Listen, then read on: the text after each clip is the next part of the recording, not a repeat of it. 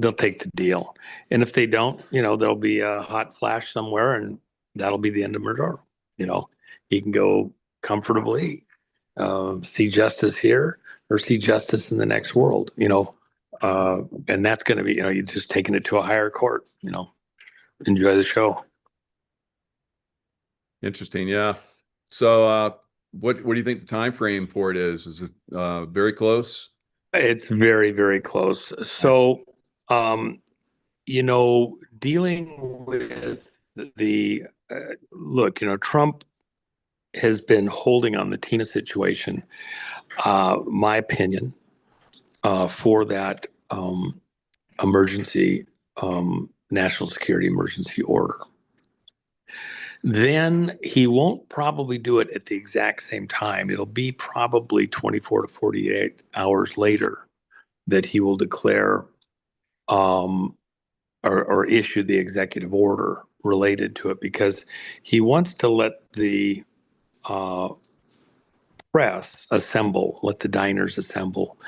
And then when he signs the executive order concerning how the 2026 election is going to be done, whether it's a couple of days or a week or two later, I think it'll be a couple of days, uh, that sets the tone for everything else, because what is first, you need to have the discussion. Why a national emergency? Well, the elections were frauded. 2020, it's not It's not over yet. over. And the Matador, in the last 5 minutes of round three, the Megador shows up. It's going to be epic. I mean, in a bullfight, you have to tire the bull out in order to get the head drop down. See, when the head's down like this, what happens is it splits the shoulder blades out. They get wider. And you can't kill the bull with the sword through the chest. You can't get it from the neck. You weaken the bull, you weaken the shoulders in a bullfight by the toreadors get in there and they do things to weaken the bull in the shoulder area.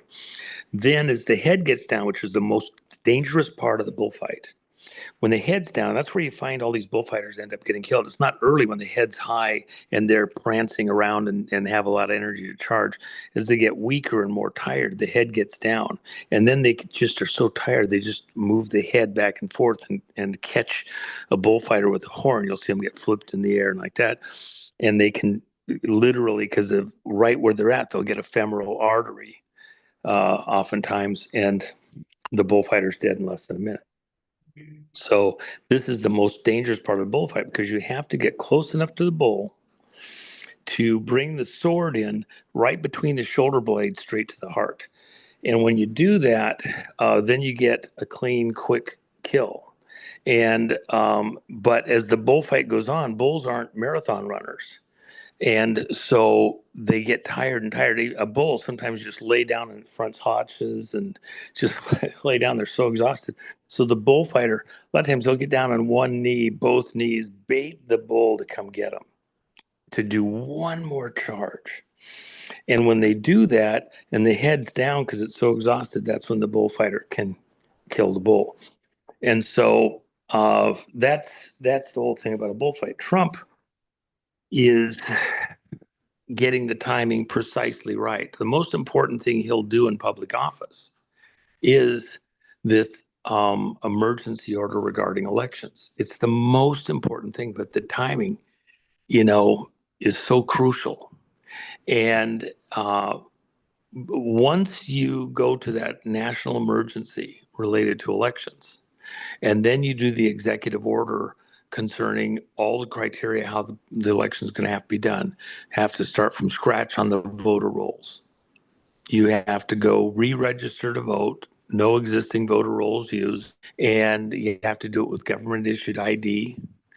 And then you show where you live, verify that, and sign on the dotted line under penalty of perjury that the information you're giving is true. And the person that receives countersigns it is the any of the clerks within a county vote registration system, and they're all notaries. So they notarize your signature on your voter registration card. Now they can even do that on the day of the election, but there's not going to be any mail-in ballots except in extremely limited extreme situations and for military. No votes counted late that come in after election day, and then 1 day vote. Trump has said maybe 2 days. We'll see how he does that. I think it's going to be a 1 day vote. Um, uh, uh, Day vote counted where cast, and then how he does that. 1 day vote counted where cast. Precincts of 1,500 or less.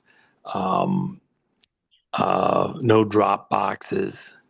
And the counted word casting is important because they're not trying to transport in the trunk of a police car, supposedly a magic act, it's safe, whatever. No, you're gonna have a real vote. The real people are gonna show up and win. When that happens, the country's gonna go deep red. Okay, and you've just killed all the bullshit related to elections. And so, forget the bullshit.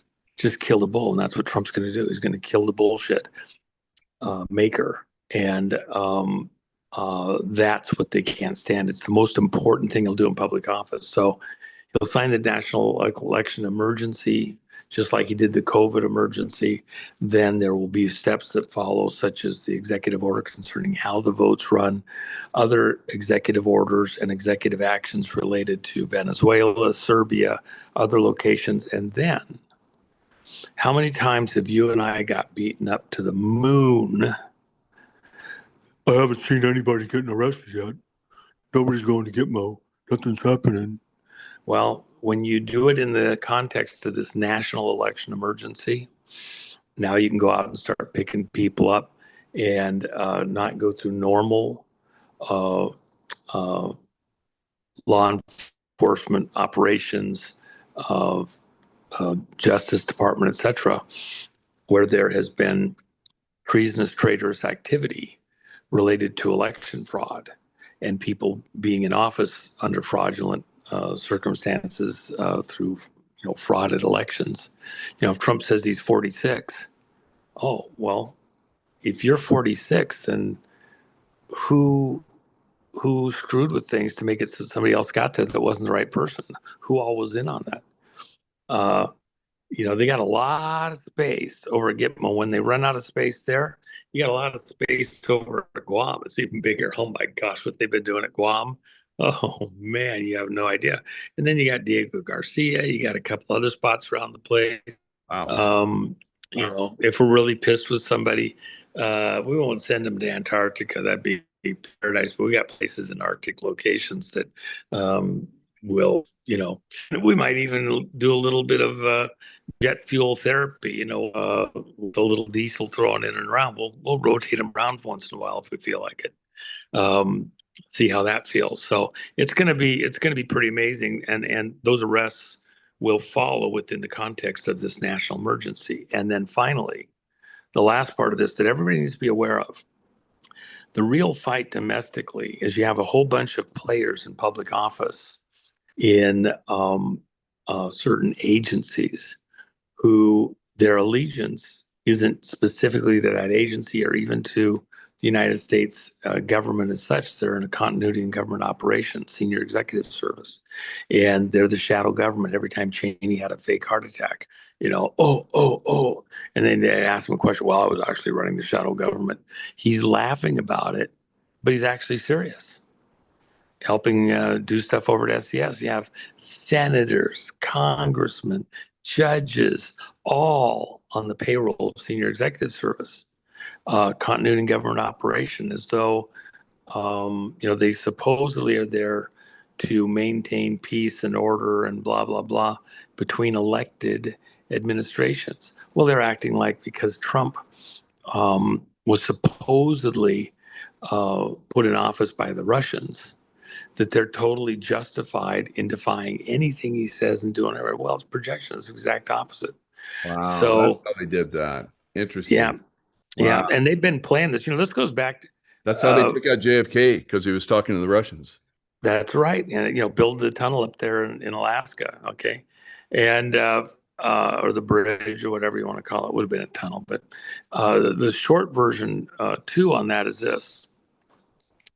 When Frank Church was a congressman from Idaho, and he led a group that wanted to bring to light some of the misdeeds that were going on with the CIA and things that were happening around Nixon and what the CIA was doing, trying to start and execute a war, for example, in Indonesia. The allegations at the time that were being fought, they were going from South America and moving, anticipates and fresh with Vietnam and like that. But CIA, what Obama's mama was doing, Stanley Ann Dunham, she was helping to document the population, the bloodlines, the families, and their political ties across Indonesia in the mid 60s. And then they had this huge blow up in Indonesia. And depending on which historian you're reading, between 1 and 5 million people were killed across Indonesia when you switched from Suharto to Sukarno, the two presidents. And Suharto said at a certain moment that Sabud, a religious organization, which Obama's mama belonged to, was actually a CIA front. And they were trying to remove him from the presidency, covertly affect the elections, and then put Sukarno into office. And of course, that's what did happen, but it cost, depending on who you talk to, 1 to 5 million people dead Sheesh. to get that done. And, again, election fraud going all the way back then with CIA involved in other countries, all the banana republics across South America. Well, Frank Church had the church committee hearings in Washington, D.C., and that's when all the family jewels were exposed over at CIA and stuff that they'd been involved in, all the mischief they were involved in. And so, with that in mind, the hearings were closed soon enough. We didn't even get into the worst stuff. That's when we heard about drug testing on civilians and, LSD and things like that to see what would happen with individuals and small populations. There's stuff that has still not been brought forward.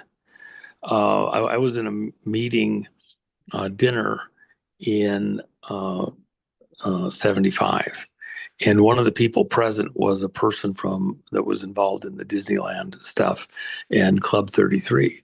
And he was describing a situation then where they had drugged half the people at this dinner, and the other half were there watching how people acted and reacted to note it.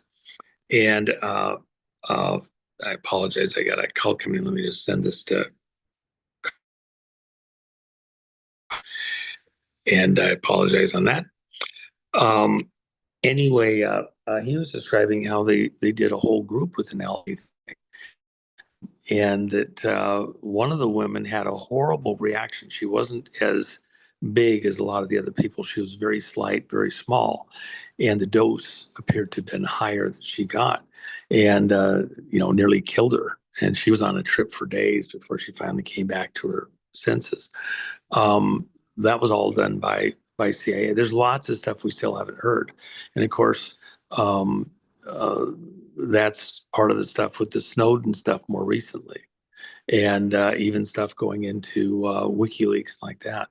So we have a lot of disclosures yet ahead of us.